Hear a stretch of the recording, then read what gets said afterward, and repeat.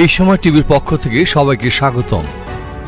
আজকে ঘটে যাওয়া সারা দেশে উল্লেখযোগ্য ঘটনাকে নিয়ে আপনাদের সঙ্গে আছি আমি এস আহমেদ রাজ। চলুন দেখে আসি বিস্তারিত সংবাদ। নরেন্দ্র মোদীর ঘুম নেই পাকিস্তান থেকে বাংলাদেশে আসা একটি জাহাজের কারণে। গত সপ্তাহে পাকিস্তানের করাচি থেকে একটি পণ্যবাহী জাহাজ সরাসরি চট্টগ্রাম বন্দরে আসে। 1971 সালের পর এই প্রথম কোনো পাকিস্তানি পণ্যবাহী জাহাজ বাংলাদেশে নোঙর করল। পাকিস্তান থেকে বাংলাদেশে জাহাজ আসার ঘটনায় গভীর উদ্বিগ্ন হয়ে পড়েছে ভারতের নিরাপত্তা বাহিনী।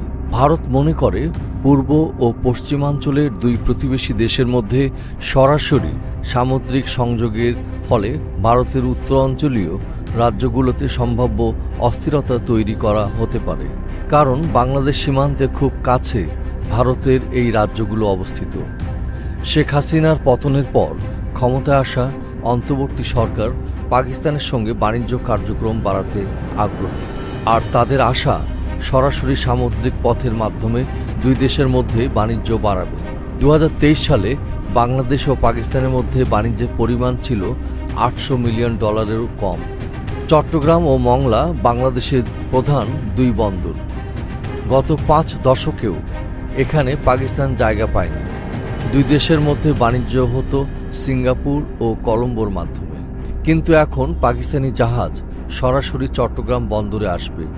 ভারত সাবেক স্বৈরাচার প্রধানমন্ত্রী শেখ হাসিনাকে ব্যবহার করে বাংলাদেশে এ দুটি বন্দর থেকে চীনকে দূরে রেখেছিল। ভারতীয় নিরাপত্তা বাহিনীর একটি সূত্র বলেছেন, গত বছর মংলা পোর্টের টার্মিনাল পরিচালনার দায়িত্ব পেয়ে চীনের উপর একটি কৌশলগত জয় পেয়েছিল ভারত, কিন্তু এখন পাকিস্তান চট্টগ্রাম বন্দর ব্যবহারের সুযোগ পেয়েছে।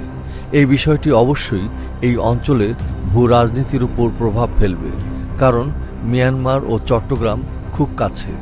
ভারত ধারণা করছে মিয়ানমার থেকে ভারতের পূর্বাঞ্চলের রাজ্যগুলোতে অবৈধ অনুপ্রবেশ এবং মাদক কারবারি বেড়ে যেতে পারে।